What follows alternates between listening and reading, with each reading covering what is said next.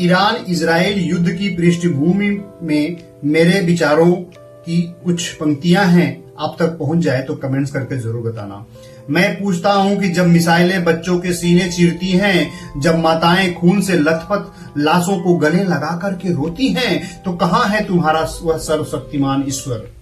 Iran और Israel दो देशों की सीमाओं पर नहीं, बल्कि दो आस्थाओं की दीवार पर आज भी खून टपक रहा है। मस्जिदों और मंदिरों की छतों पर ड्रोन उड़ते हैं, न कि दया।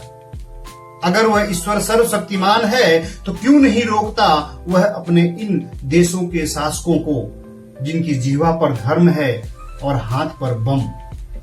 क्या उसे मजा आता है जब किसी सैनिक की आंखें अपने जले हुए गांव की ओर ताकती हैं? क्या वह हंसता है जब बच्चों को 100 गृह में गणना की जाती है? तुम कहते हो कि ईश्वर न्याय करेगा, पर फिर वह युद्ध क्यों, वह आंसू क्यों, यह लाशें क्यों? क्या ईश्वर चाहता है कि इजराइल की बस्तियां जलें, या फिर ईरान की मिसाइलें उड़े, या फिर हथियार बनाने वाले कंपनियों के बैंक बैलेंस बढ़ते रहें? क्यों नहीं भर देता ईश्वर नेतन्याहू के मन में करुणा या रेजा के हृदय में अहिंसा? क्यों नहीं करता एक साधारण सैनिक के हाथ को पत्थर से फूल बना देता? तुमने कहा कि अंत में सब ठीक हो जाएगा, पर कब? जब सब कुछ मिट चुका होगा, जब हर शहर गाजा बन चुका होगा। अगर ईश्वर वाकई में है तो उसको युद्ध के समय चुप रहना क्या उसकी सहमति नहीं है?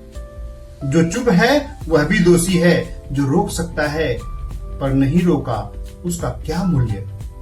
मैं तो कहता हूं युद्ध मनुष्य रचते हैं, ईश्वर नहीं। पर ईश्वर का खौफ, उसका भय, उसका नाम लेकर जो नरसंहार होते हैं, उनका हिसाब कौन देगा? क्या तुम मुझसे पूछते हो कि ईश्वर नहीं है तो यह दुनिया कैसे चलती है? तो सुनो, यह एक प्राकृतिक घटना है। डार्विन ने समझाया है विकास का संघर्ष है यह, जंगली पशु से आदमी तक की यात्रा। लेकिन अब यह युद्ध मनुष्य से फिर पशु बनने का प्रमाण है।